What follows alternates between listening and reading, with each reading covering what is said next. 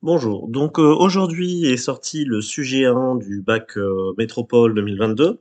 Donc c'est la toute première fois qu'on a un format de ce type en 4 exercices avec 3 exercices à choisir. C'est vraiment la première fois qu'on a un vrai sujet de spé mathématiques depuis que cette réforme est mise en place.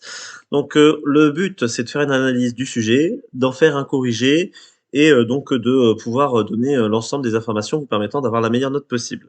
On peut supposer, au vu du SEGIE de Polynésie 2022 sorti la semaine dernière, que le sujet 2 qui sortira demain aura énormément de ressemblances avec ce sujet numéro 1. Quand je regarde ici vite fait l'ensemble des exercices, nous avons un premier exercice où on voit que c'est une étude de fonction, assez classique. On tourne un tout petit peu, on voit qu'il y a un petit mélange avec des suites. Donc, premier exercice, mélange suite-fonction. Exercice 2, un exercice de géométrie dans l'espace, assez classique. J'ai l'impression de revoir le même type de questions que ce que l'on a vu dans les problèmes précédents.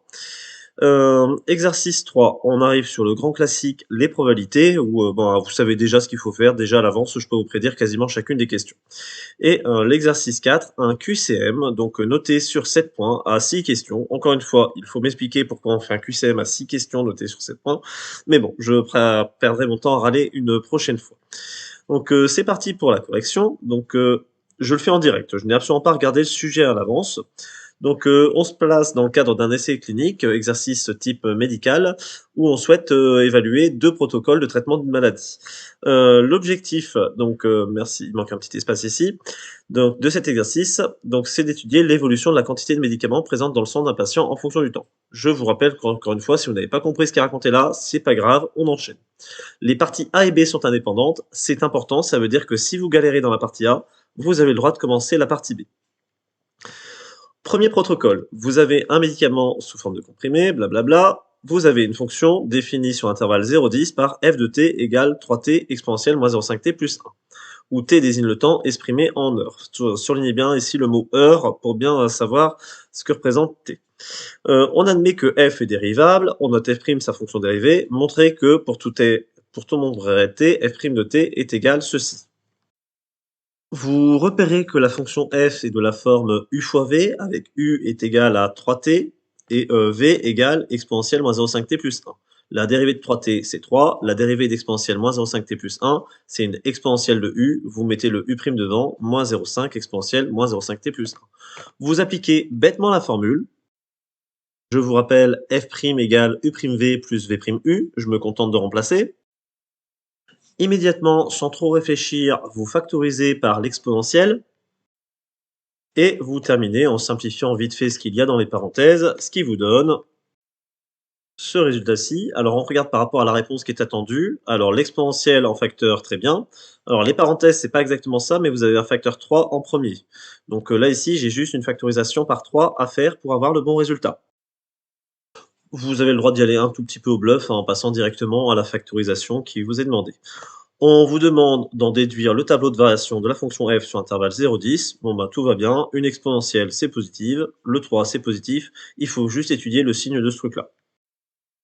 Vous pouvez faire une ligne où vous résumez le 3 exponentiel en disant que c'est toujours positif. Le 1 moins 0,5t, on va considérer qu'il est trivial que pour t égale 2, vous avez 1 moins 0,5t qui fait 0.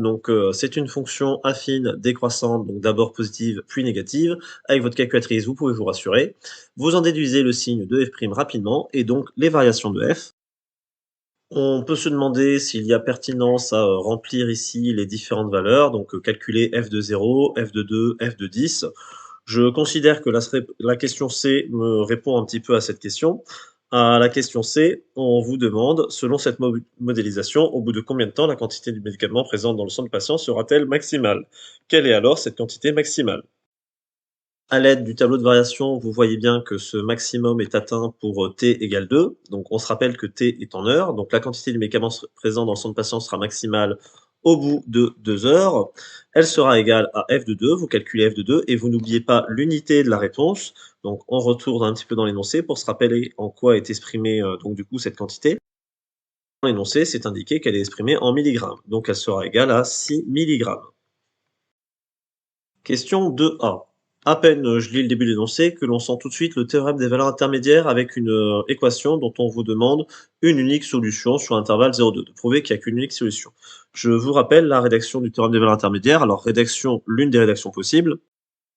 La condition indispensable est de rappeler que la fonction est continue. Alors là, ici, c'est seulement sur l'intervalle 0,2 que nous travaillons. Donc, elle est continue en tant que produit de composés de fonctions continues. On peut accepter la phrase est continue car on sait qu'elle est dérivable, même si c'est un contresens mathématique de parler de la continuité après la dérivabilité au niveau démonstration. Elle est continue et strictement croissante. Donc, il faut préciser que vous connaissez son sens d'ovulation.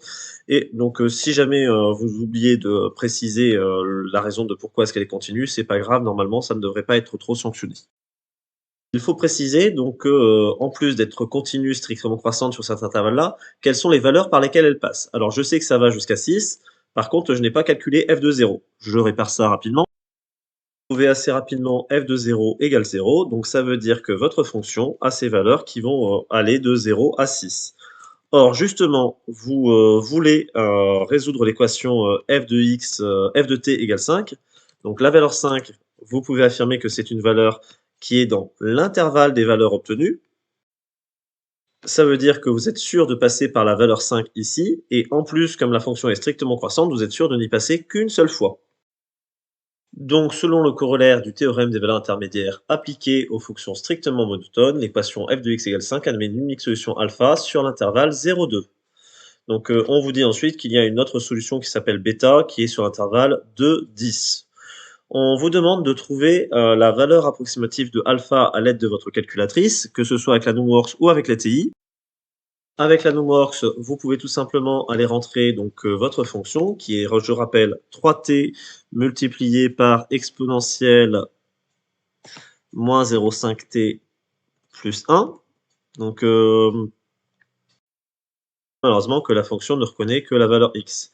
Alors je m'embête pas plus que ça. Je vais aller je peux aller directement sur le graphique. Je peux aller sur le petit menu calcul ou tout simplement appeler sur exe. Je peux demander à calculer les antécédents de la valeur 5.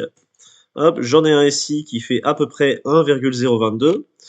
J'en ai un autre ici qui fait à peu près 3,462. Nous, on veut celui qui est entre 0 et 2, c'est donc 1,022 environ. Sur la calculatrice TI, vous pouvez faire quelque chose d'approximativement pareil. Là, ici, j'ai tapé ma fonction. Alors, je vais juste taper une fonction y2 qui sera égale à la valeur que je veux, donc 5. Je vais sur le graphique pour visualiser rapidement. Et je vais utiliser le mode calcul qui est ici, donc seconde calcul. Et je vais demander l'intersection entre, la première fonction, la bleue, elle est déjà sectionnée, et la fonction rouge. Alors, valeur initiale, donc je vais chercher les valeurs à partir de 0, tout bêtement. Et donc, première intersection à 1,022 environ. Et normalement, si vous voulez la deuxième solution qui est ici, il faut que je recommence, que je reprenne intersection, que je valide donc la courbe bleue, la courbe rouge, et que je dise que je cherche une valeur qui est après 2. Comme ça, il se met donc la valeur après 2 qui est 3,46. Et donc alpha qui fait à peu près 1,02, donc on voulait 10 puissance moins 2 près, donc 2 chiffres derrière virgule. On considère que le traitement est efficace lorsque la quantité du médicament présent dans le sang du patient est supérieure ou égale à 5 mg. Déterminer à la minute près la durée d'efficacité du médicament dans le cas de ce protocole. Donc il faut comprendre le lien avec la question précédente. Donc à la question précédente, vous avez trouvé alpha et bêta, les valeurs qui vous permettent d'être à 5 tout pile. On vous dit qu'il faut que vous soyez supérieur ou égal à 5 mg. Donc ça veut dire que vous devez être dans cette zone-là. Donc dans cette zone-là, vous devez être entre alpha et bêta. Donc entre alpha et bêta, il faut savoir à combien de temps ça correspond. Vous faites donc la soustraction entre les deux, donc bêta moins alpha, donc qui va faire à peu près donc 3,46 moins 1,02. Petit reproche, c'est que vous avez besoin du 1,02 pour pouvoir faire le calcul.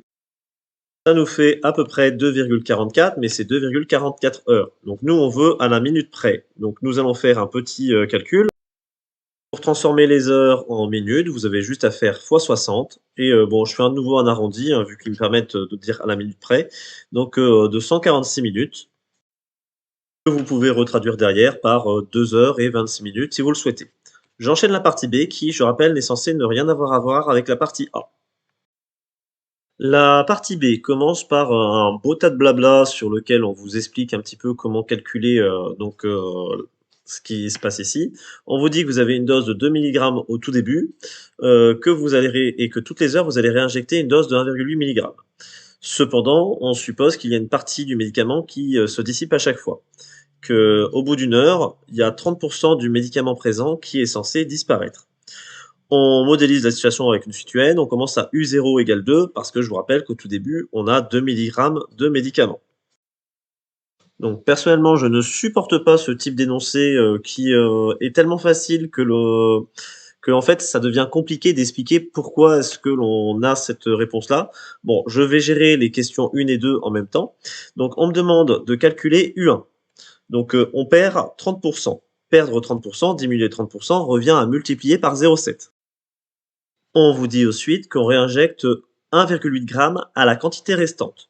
Donc ces deux phrases suffisent à justifier que UN plus 1 est égal 0,7 fois UN plus 1,8 et je me permets de l'appliquer immédiatement sur U1, donc en faisant 0,7 fois U0 plus 1,8, ce qui va donc me donner 3,2 et je fais une petite phrase réponse pour faire plaisir à la question 1. Donc au bout d'une heure, j'ai bien 3,2 grammes de médicaments dans le sang. Donc petit appel aux concepteurs de sujets, arrêtez de faire ce genre de questions.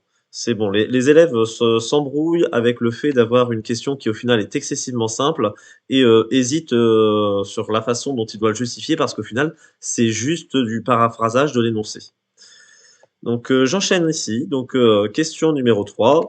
On a une petite récurrence à faire. Montrer par récurrence que pour tout entier naturel n, on a un plus petit ou égal à n plus 1 plus petit que 6.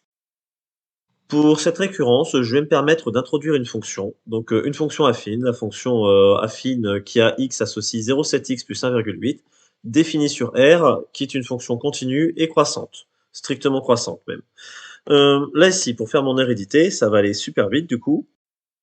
Bon, bien sûr, il faut initialiser. Vous avez U0 égale 2, U1 égale 3,2, déjà calculé avant. J'ai bien U0 plus petit que U1 plus petit que 6. L'inégalité est vérifiée pour n égale 0. J'enchaîne avec l'hérédité. Je vous rappelle que je pars d'une hypothèse de récurrence. Je suppose qu'il existe un certain n entier naturel tel que un plus petit que n plus 1 plus petit que 6. Donc dans ce cas-là, vous avez le droit de dire que f de un va être plus petit que f de un plus 1, va être lui-même plus petit que f de 6. Pourquoi j'ai le droit de faire ça? Tout simplement parce que j'ai utilisé une fonction f qui est croissante. Or, vous savez que f de un, c'est un plus 1. Vous savez que f de un plus 1, c'est un plus 2. Et vous pouvez calculer rapidement f de 6, qui est exceptionnellement tout pile égal à 6. Donc les concepteurs d'exercices n'ont même pas fait l'effort de réfléchir à mettre une valeur un petit peu différente que la borne qui était mise ici. Vous en déduisez que la propriété est héréditaire sur n, et vous n'avez plus qu'à écrire votre conclusion. Vous avez montré par récurrence que pour tout n entier naturel, on a un plus petit que n plus 1, plus petit que 6. On vous enchaîne du coup avec le fait que est-ce que la suite est convergente. Vous montrez que pour tout n, un est plus petit que n plus 1, donc la suite un est croissante, et elle est majorée par 6. Or, une suite croissante et majorée est forcément convergente vers une limite que je vais appeler L. Juste pour information, ce théorème s'appelle le théorème de convergence monotone. Le nom de ce théorème n'est pas exigible, donc du coup c'est pas grave si vous ne l'avez pas mis, vu que le nom du théorème n'est pas dans le programme. On vous demande ensuite de déterminer la valeur de L. C'est bien entendu l'utilisation du théorème des points fixes. Au passage, petite remarque encore une fois au concepteur du sujet, faire un théorème du point fixe sur une suite arithmético-géométrique, c'est franchement quelque chose qui n'est pas très pertinent. Surtout que dans la question 4, on va déterminer l'expression de la suite un et qu'on pourra très bien trouver la limite en utilisant l'expression de un. Donc vraiment, ce type d'exercice, c'est à éviter dans un sujet de bac, ça n'a aucun intérêt. Petite remarque personnelle. Vous avez trois conditions à ce théorème. La première condition, c'est d'avoir un plus 1 est égal f de un pour n'importe quelle entier naturelle.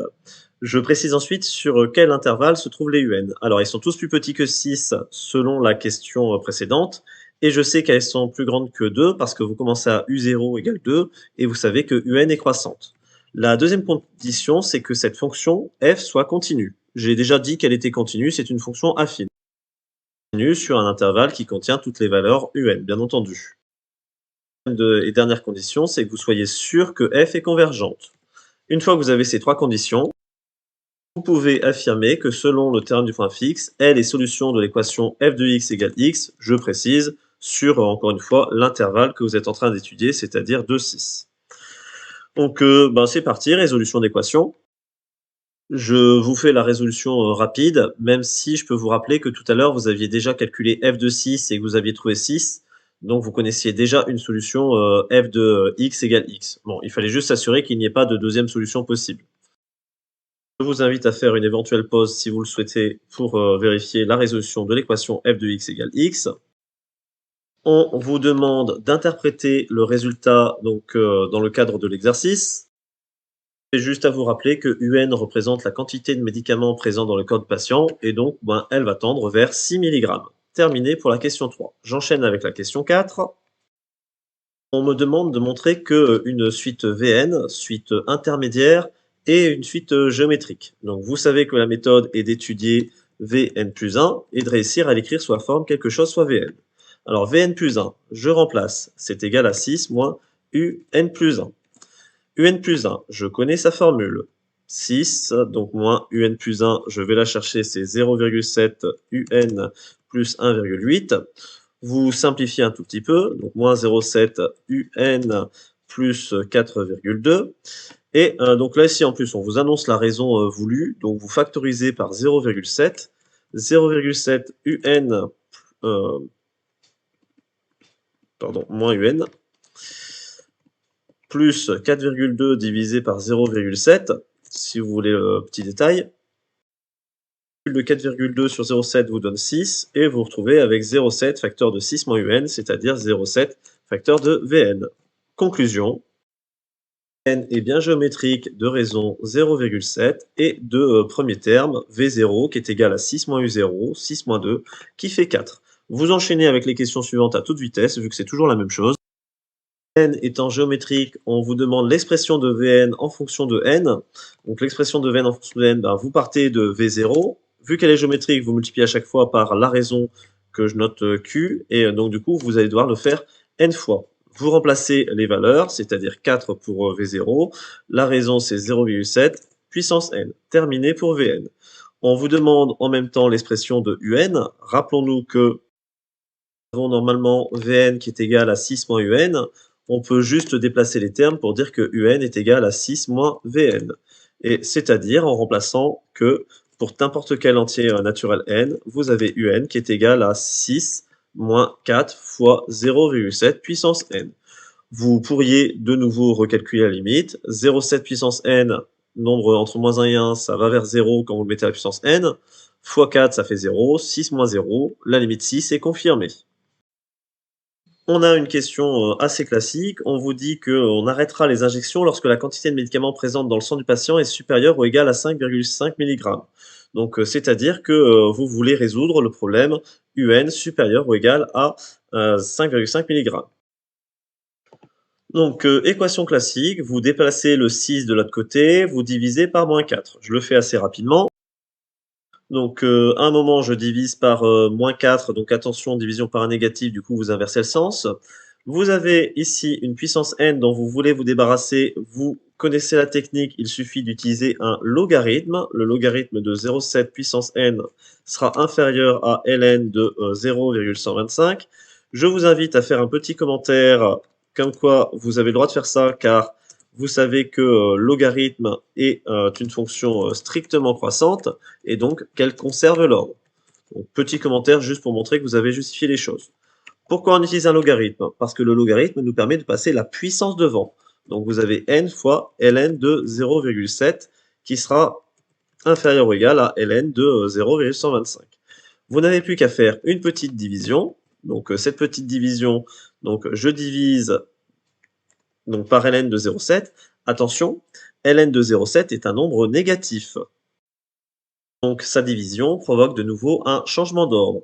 Vous regardez vite fait ln de 0,125 sur ln de 0,7 sur votre calculatrice ce que ça donne. Je trouve à peu près 5,83, mais je me rappelle que je travaille sur l'ensemble des entiers naturels. Donc du coup, pour être supérieur à 5,83, donc c'est à partir de 6 que ça fonctionne. Je répète, je sais que je travaille sur n, c'est ça qui m'autorise à rester en équivalence. Je fais une petite phrase réponse. Nous effectuerons un maximum de 6 injections avec ce protocole. On peut faire une petite vérification pour se rassurer avec la NumWorks, donc en utilisant le module suite. Donc dans le module suite, vous allez rentrer donc la suite sous la forme un plus 1. Donc je rappelle 0,7n plus 1,8 de mémoire. Vous mettez U0 égale 2 et vous allez dans le tableau. Donc je vois que ici, c'est bien à partir de n égale 6 que j'ai dépassé le 5,5. Terminé pour cet exercice.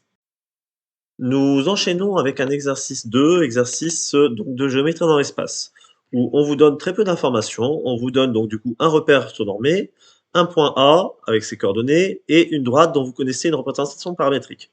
On vous dit dès le départ que A n'appartient pas à la droite D. C'est très gentil de vous le préciser. On vous demande donc juste de la lecture, les coordonnées d'un vecteur directeur de la droite D. Je n'ai strictement pas à justifier, la droite D est ici, j'ai un vecteur directeur de -1, 2. On vous demande de vérifier qu'un point B, donc pour des coordonnées données, donc -1, 3, 0, appartient à la droite D.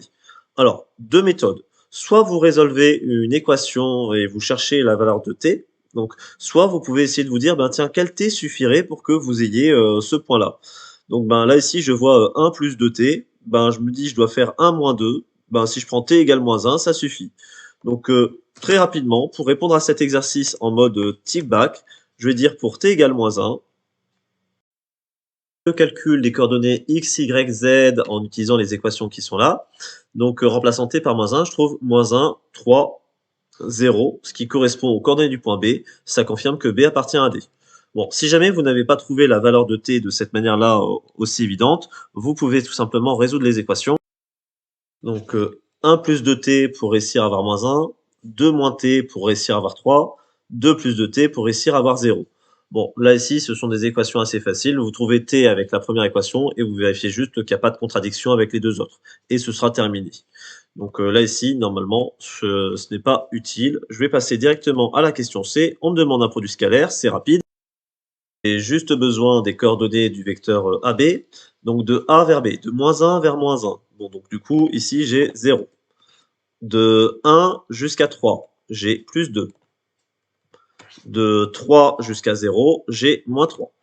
Coordonnées du vecteur AB, c'est fait. Donc maintenant, pour faire le produit scalaire, donc vous devez faire AB scalaire U, donc 0 fois 2, j'ai pris le x de AB fois le x de U, plus 2 fois -1, plus -3 fois 2. Vous calculez ceci, donc 0, -2, -6, c'est égal à -8. Terminé pour cette question. Question numéro 2. Cette fois-ci, on se concentre sur un plan. On vous donne un plan qui passe par le point A, vous connaissez un point, qui doit être orthogonal à la droite D. Donc je passe les questions suivantes pour le moment. On vous dit que vous souhaitez montrer que le plan P admet une équation cartésienne 2x moins y plus 2z moins 3 égale 0. Donc déjà, les petits rappels. L'équation cartésienne de plan, c'est bien de la forme ax plus by plus cz plus d égale 0. Avec précision, le vecteur constitué de A, B et C, qui sont du coup les coordonnées d'un vecteur normal au plan. Un vecteur normal au plan, justement j'en connais un parce que l'on vous dit que ce plan doit être orthogonal à la droite D. La droite D est orthogonale au plan P. La droite D est dirigée par le vecteur U qu'on avait donné ici. Donc le vecteur U est un vecteur normal au plan. J'ai donc le droit, pour le petit a, petit b, petit c, de remplacer par 2 moins 1, 2. 2x moins y plus 2z plus d égale 0. Il me manque juste le petit d. Or, vous savez que vous avez un point sur ce plan. Vous savez que le point A, il est sur ce plan. Donc si j'applique cette équation avec les coordonnées de A, vous allez pouvoir trouver la valeur de D. Donc je remplace juste les coordonnées, donc j'ai vu assez vite, hein. -2, -1, plus 6, plus D égale 0. Donc XA, j'ai remplacé par -1, 2 fois -1, -2. YA, j'ai remplacé par 1, donc -1. Et le IZA, je l'ai remplacé par 3, donc 2 fois 3, 6. Vous trouvez la valeur de D, et aux surprises, ça correspond à la valeur qui était demandée, c'est-à-dire -3. Qui répond bien à la question. À la question petit b, on vous demande d'en déduire que le point H a pour coordonnées donc ces valeurs-là. Alors le point H, qu'est-ce que c'est? C'est le projeté orthogonal de A sur la droite D. Donc H, vous voyez qu'il appartient à l'intersection donc de la droite D et du plan P. Donc ça implique qu'il doit vérifier l'équation cartésienne que l'on a pour le plan P, ainsi que les expressions de la représentation paramétrique de D. En mélangeant tout ça, vous connaissez la technique, vous avez juste à prendre les x, y, z et les remplacer donc du coup dans l'équation cartésienne et vous allez trouver la valeur de t. Je vais le faire sur le côté pour m'éviter une lourdeur de rédaction. Donc 2x moins y plus 2z moins 3 égale 0. J'ai bien fait attention de ne rien oublier. Je cumule le tout. Le cumul me donne 9t plus 1 égale 0. Et donc je passe tout ce qu'il faut de l'autre côté. Ça fait t égale moins 1 neuvième. Donc un petit effort de calcul. Donc ici, pour le x, en utilisant le t égale donc du coup moins 1 neuvième, ça fait 1 moins 2 neuvièmes. 9 neuvièmes moins 2 neuvièmes, ça fait 7 neuvièmes. Donc 2 moins 1 neuvième, donc ça fait 18 neuvièmes plus 1 neuvième, ça fait 19 neuvièmes. Et ici, pour 2 plus, enfin moins 2 neuvièmes, ça me fait 16 neuvièmes. Vous pouvez écrire le détail des calculs si vous voulez, mais donc du coup, ça confirme bien les coordonnées du point. On vous demande d'en déduire la longueur AH. Donc pour ça, j'ai besoin des coordonnées du vecteur AH.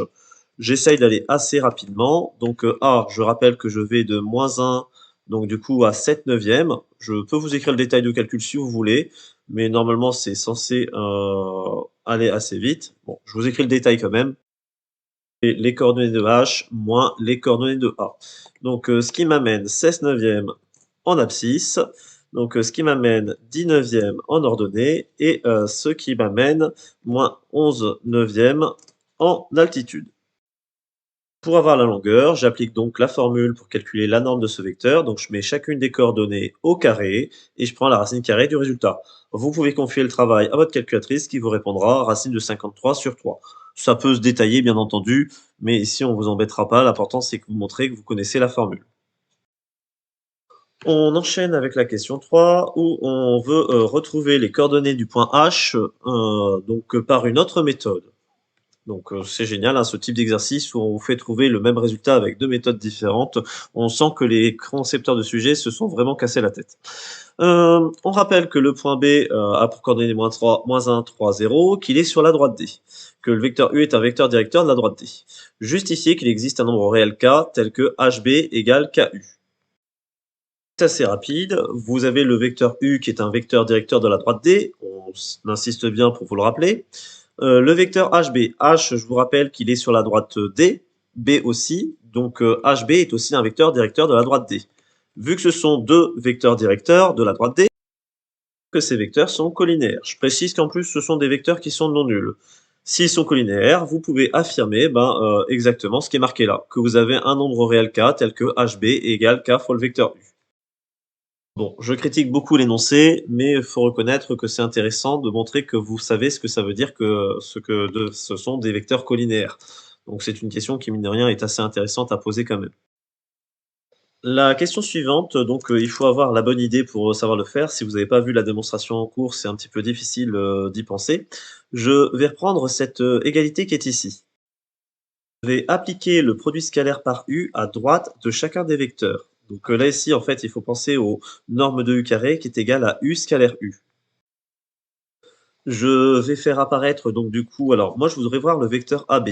Je sais que HB, je peux le décomposer en deux parties. Je vais le décomposer en HA plus AB. J'en profite pour remplacer le U scalaire U par norme de U carré. Alors là ici, vous avez le droit d'utiliser la distributivité. Et il reste une dernière étape. Alors, vous avez le AB scalaire U qui vous intéresse bien, mais vous avez le HA scalaire U, vous vous demandez où est-ce qu'il va passer. Alors, rappelez-vous ce que c'est que U.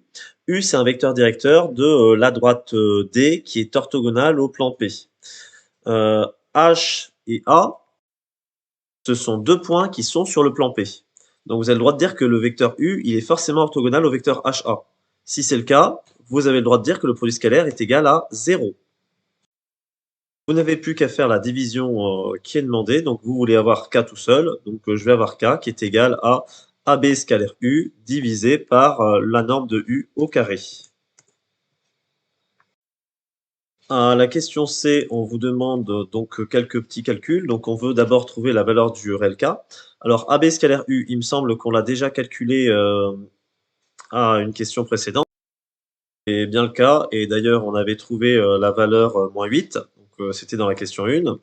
La norme du vecteur U, je peux me permettre de la calculer rapidement.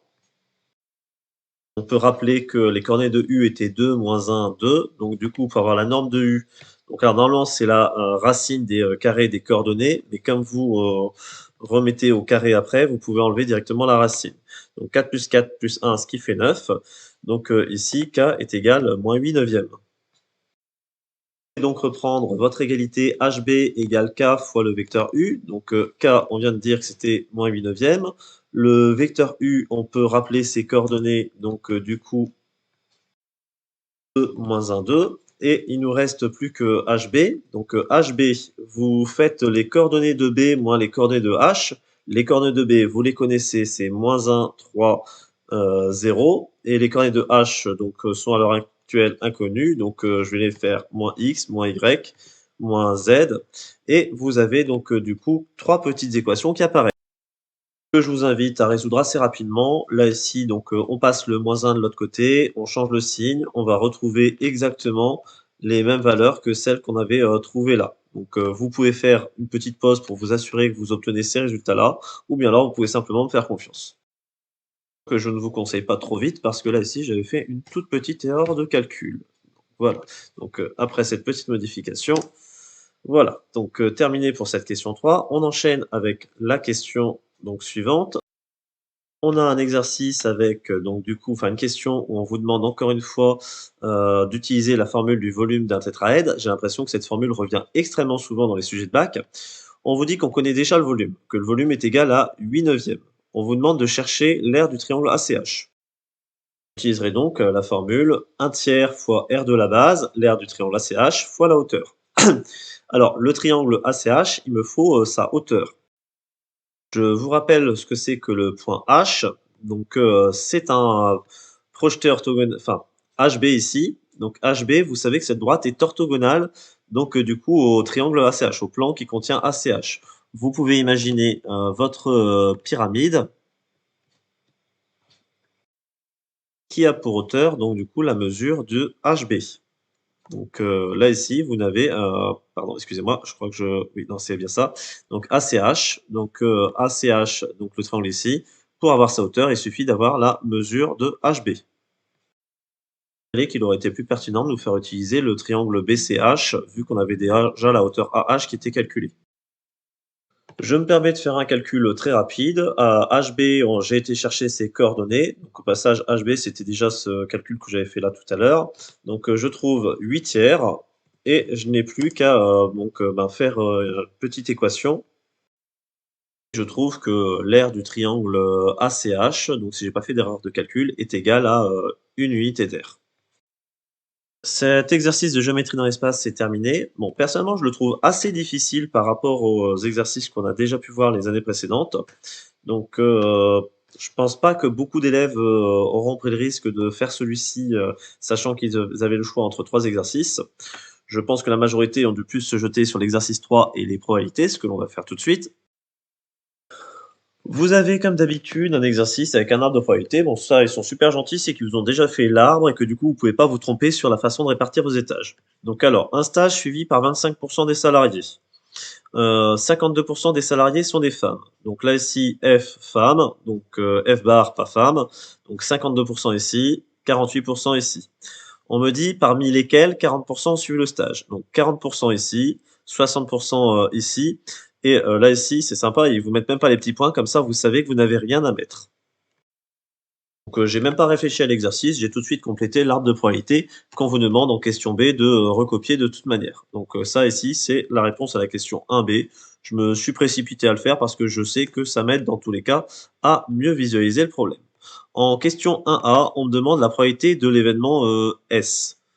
Question très bête, hein. L'objectif, c'est juste de voir si vous avez lu. La probabilité de l'événement S, la probabilité le salarié interrogé a suivi le stage, vous avez 25% des salariés qui ont suivi le stage, donc tout bêtement, 1A, P de S, donc correspondant à 25%, 0,25. Donc on arrive à la question 1C. Démontrer que la probabilité que la personne interrogée soit une femme ayant suivi le stage est égale à 0,208. On vous demande donc une femme qui a suivi le stage. Donc F inter S, 0,52 fois 0,4. On vous demandera un petit effort pour respecter les notations. Probabilité de F inter S égale la probabilité de F fois la probabilité de S sachant F. Donc question petit c terminée. On enchaîne avec la petite d. Donc on sait que la personne interrogée a suivi le stage. Donc je sais que j'ai une personne qui a suivi le stage. Je veux la probabilité que ce soit une femme. Je connais cette formule, donc j'utilise la probabilité de l'intersection, donc F inter S, sur l'ensemble des personnes qui ont suivi le stage. Donc j'applique tout bêtement la formule 0,208 divisé par 0,25, ce qui fait, petit effort de calcul mental, 0,832. Vous remarquez que je ne fais pas de phrase-réponse, je compte sur vous pour en avoir fait sur ce type d'exercice. Alors, le directeur affirme que parmi les hommes salariés de l'entreprise, moins de 10% ont suivi le stage. Parmi les hommes, c'est par ici, moins de 10% auraient suivi le stage. Donc là, ici, il est en train de dire que ce nombre-là est plus petit que 0,10. Donc en gros, il faut que vous cherchiez ce nombre-là, la probabilité de S sachant F bar. Donc je vous rappelle que vous connaissez P de S qui est égal à 0,25. S que vous pouvez avoir de deux manières. De cette manière-là, que vous avez déjà calculé, qui faisait 0,208, mais pour arriver à 0,25, il va me manquer une petite partie. Donc c'est ce que l'on fait avec la formule des probabilités totales. Donc S s'obtient soit avec F, soit avec F bar. Vous connaissez quelques valeurs que vous remplacez. P de S 0,25, P de F inter S 0,208, plus la probabilité intermédiaire bar inter S. Je vous épargne le calcul, hein, c'est une simple soustraction. Vous trouvez P de F, F bar inter S qui sera du coup égal à 0,042. C'est ce qui manque. Donc ce n'est pas exactement ce que je cherche. Là ici, 0,042, c'est le résultat de la branche complète, F bar inter S. Vous réutilisez la même formule qu'à la question 1D. Si vous savez d'avance que vous travaillez avec les hommes, donc du coup vous êtes sur P de F bar. Donc en haut, vous avez la probabilité de F bar inter S. Vous faites le calcul, 0,042 divisé par 0,48 et vous calculez ce que cela donne sur 0,0875, donc c'est-à-dire 8,75%. Donc l'affirmation du directeur est correcte. Une première partie, arbre de probabilité classique, donc qui n'était pas forcément très difficile. Donc on sent quand même que cet exercice de probabilité ne va pas être très long et je pense vraiment que là, ici, c'était l'exercice sur lequel vous aviez des points à gagner. Donc question numéro 2. Donc on note une variable aléatoire qui a un échantillon de 20 salariés de cette entreprise, associe le nombre de salariés ayant suivi le stage. On suppose que l'effectif de salariés de l'entreprise est suffisamment important pour assimiler ce choix à un tirage avec remise, déterminé en justifiant la loi de probabilité suivie par la variable aléatoire x. Petite phrase que vous connaissez quasiment par cœur. Vous assimilez l'expérience à un schéma de Bernoulli de 20 épreuves identiques et indépendantes. Indépendantes parce qu'on vous dit tirage avec remise, donc c'est-à-dire les conditions ne changent pas. Schéma de Bernoulli parce que du coup vous avez que deux choix, soit il a suivi le stage, soit il ne l'a pas suivi. On considère que les salariés ayant suivi le stage, ce sont les succès. Et on vous dit bien que notre variable aléatoire x correspond au nombre de succès. Je peux donc dire que x suit donc une loi binomiale. Paramètre n égale 20, donc ça c'est dénoncé. Et là ils sont pas sympas parce qu'ils vous donnent pas la valeur de p, ils vous la rappellent pas, mais je vais aller la rechercher. La probabilité qu'un salarié a suivi le stage, je vous rappelle qu'elle est donnée au tout début, elle était de 0,25. Donc p est égal 0,25. J'enchaîne les questions. Donc 2b. Donc je veux la probabilité d'avoir 5 salariés qui ont suivi le stage. P de x égale 5. Je vous rappelle que l'on attend un petit effort de votre part pour remontrer la formule. Donc j'ai 5 salariés parmi 20 qui doivent avoir réussi fait le stage. Donc 25% de chance qu'ils aient fait le stage, j'en ai 5. et ça veut dire que les autres donc n'ont pas fait le stage. Probabilité de l'échec 0,75, puissance, alors 20 moins 5, il me reste 15 personnes. Je vais juste utiliser la calculatrice pour avoir cette valeur approchée. Donc je vous rappelle de l'avoir sur votre calculatrice. Donc j'ai utilisé la boîte à outils. Donc j'ai utilisé probabilité, dénombrement. Donc là ici je mets mon 5 parmi 20 que je multiplie par mon 0,25 puissance 5 que je multiplie par mon 0,75 puissance 15. Vous avez le résultat. Je vous rappelle que vous pouvez utiliser boîte à outils. Donc dans la boîte à outils, loi de probabilité, loi binomiale, binôme PDF, donc avec du coup 5 succès parmi 20 avec une probabilité de 0,25 qui vous confirme le résultat. Donc vous pouvez utiliser le mode de probabilité, mais je vous l'ai assez montré. J'enchaîne avec la question petit c. Donc question petit c, on a un programme. Alors, où on définit une fonction qui démarre à p égale 0. On me fait une boucle qui va se répéter de 0 jusqu'à k. Et on me dit qu'à chaque fois, je vais additionner binomial, I 20, 0,25. 20, c'est votre nombre d'épreuves, 0,25, la probabilité du succès, et donc I, le nombre de réussites. On commence à 0, donc là ici, c'est la probabilité d'avoir 0 succès, puis après, on continue avec la probabilité d'avoir un succès, plus la probabilité d'avoir 2 succès, etc., jusqu'à la valeur K. Attention, le range ici s'arrête un pas avant la valeur qui est indiquée. Donc ici, je comprends assez vite ce que ça fait. Le programme ci-contre écrit en langage Python, donc une fonction binomiale, donc qui vous rappelle en plus ce que c'est, je ne l'avais pas encore lu, déterminée à 10 puissance moins 3 près, la valeur renvoyée par ce programme lorsqu'on saisit proba 5. Je peux vous inviter à retaper très vite ce programme sur votre calculatrice pour être sûr de votre coup. En fait, je vous dis une bêtise, vous ne pouvez pas utiliser votre calculatrice parce qu'il faudrait redéfinir la binomiale INP qui n'est pas enregistrée dans votre calculatrice. Donc bon, c'est pas grave, on a compris ce que ça faisait. Donc si on saisit proba 5, vous allez faire P de x égale 0, plus P de x égale 1, plus P de x égale 2, plus P de x égale 3, x égale 4, x égale 5. Et donc en fait, là ici, ce que ça va vous donner dans cette question C, ça va vous donner la probabilité de x inférieur à 5, inférieur ou égal à 5, que vous pouvez demander à votre calculatrice. Je vais utiliser directement le mode probabilité pour aller plus vite. Probabilité, loi binomiale, 20 répétitions, probabilité de 0,25. Je veux, donc je suis déjà sur un P de x inférieur ou égal, et je trouve donc du coup à peu près 0,617. Je fais une petite phrase réponse. Probabilité d'avoir un maximum 5 salariés parmi les 20 qui suivent ce stage est d'environ 0,617. On me demande en petit d une nouvelle probabilité. Donc on vous demande la probabilité de x au moins 6 salariés, donc supérieur ou égal à 6. Voilà, ça c'est assez facile à calculer parce que du coup c'est le contraire de x strictement inférieur à 6. Donc et du coup vous enlevez p de x inférieur ou égal à 5. Donc après, vous pouvez très bien utiliser votre calculatrice si vous avez une Numworks pour trouver ça rapidement. Donc du coup, ça fait à peu près donc 1 moins 0,617, ce qui fait à peu près 0,383. On arrive sur la dernière question. On insiste bien sur le fait qu'elle est indépendante des questions 1 et 2. Pour inciter les salariés à suivre le stage, l'entreprise a décidé d'augmenter les salaires des salariés ayant suivi le stage de 5% contre 2% pour les autres. Bon, on est augmenté, c'est déjà pas mal. Quel est le pourcentage moyen d'augmentation des salaires dans cette entreprise dans ces conditions? Vous avez deux augmentations possibles. Vous avez l'augmentation de 5% pour ceux qui ont suivi le stage. Je vous rappelle que 25% ont suivi le stage. Donc ceux qui n'ont pas suivi le stage, les 75% restants, donc ont une augmentation de 2%. C'est en fait une espèce de calcul d'espérance. Vous allez faire 5 fois 0,25 plus 2 fois 0,75. Vous faites le calcul. Vous trouvez le résultat. L'augmentation moyenne est de 2,75%. Donc je n'ai plus maintenant qu'un seul exercice, celui qu'à mon avis vous avez dû faire peut-être en premier. Un questionnaire à choix multiples, aucune justification demandée, 6 questions indépendantes, donc normalement on va pouvoir aller assez rapidement. Donc un QCM, normalement vous devriez être capable de le faire en à peine un quart d'heure, en utilisant votre calculatrice.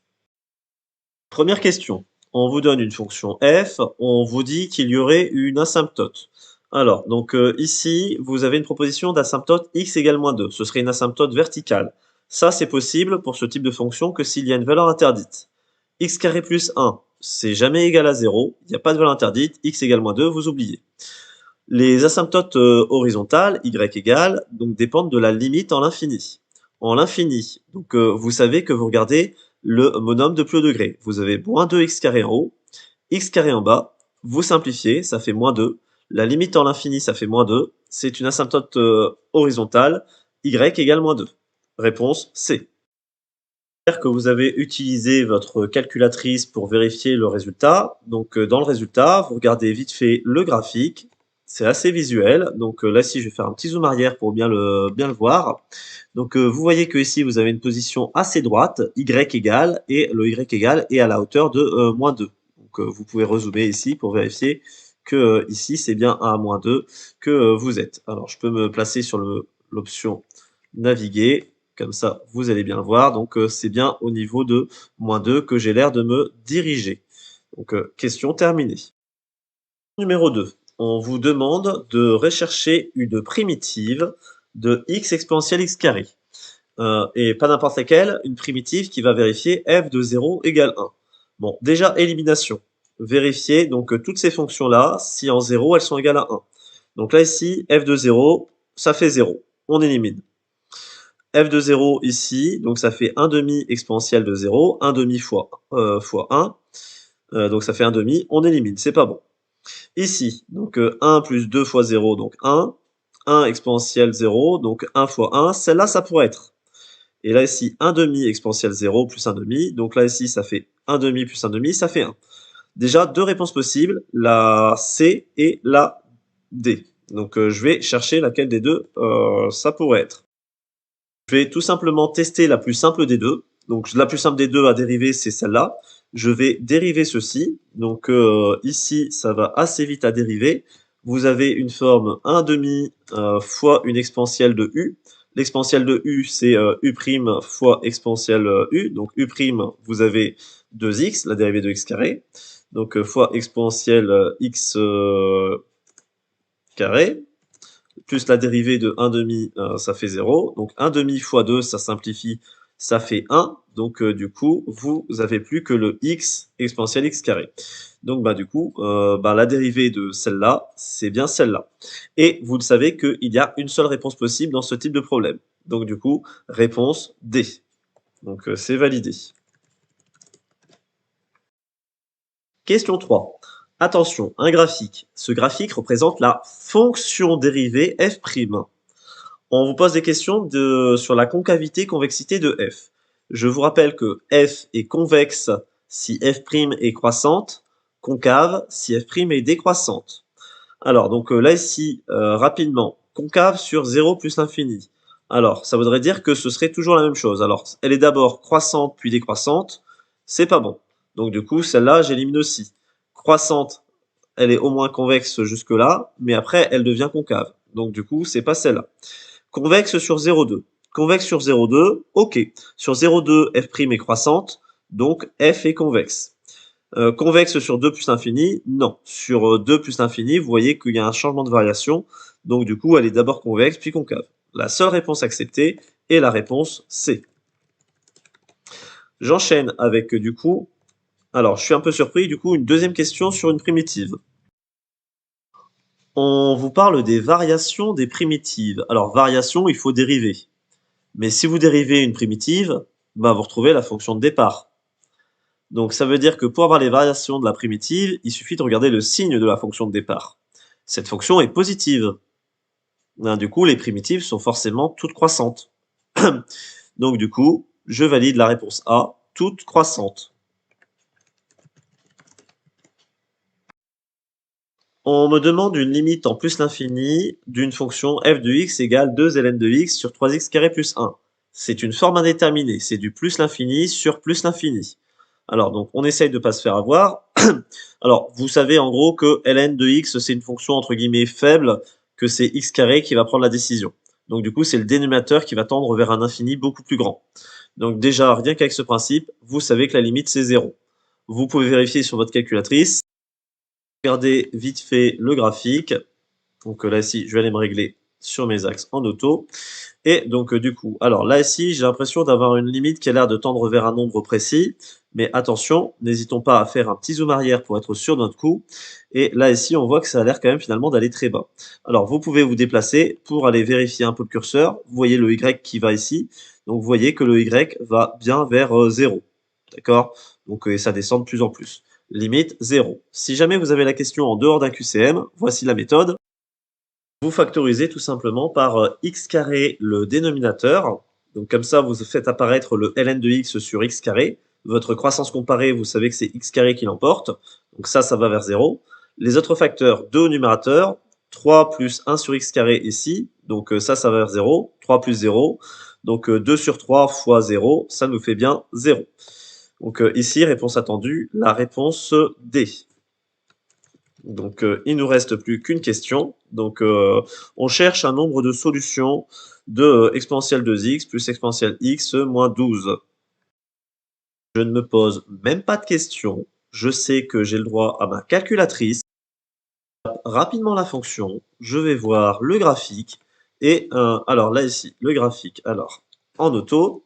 Alors, j'ai l'air d'avoir qu'une seule solution. Donc, bon, en auto, normalement, il est censé vous les montrer tous. Si jamais vous avez un doute, un petit zoom arrière pour vérifier un peu ce que fait la fonction. Alors, elle a l'air de remonter un petit peu ici éventuellement, mais elle reste donc du coup du côté négatif. Vous pouvez aussi utiliser le solver ou vous pouvez, quand vous êtes sur le mode fonction, donc quand vous êtes sur le graphique, vous pouvez calculer et demander à chercher les zéros. Donc il y en a un ici pour 1, 0, 9 et quelques. Et si j'appuie sur la touche gauche, il m'en trouve pas. Sur la touche droite, il m'en trouve pas. Donc il n'y en a bien qu'une seule. Et la méthode pour faire ce genre d'exercice, vous posez grand X égale exponentielle X, qui vous permet d'avoir x carré plus x moins 12 égale 0.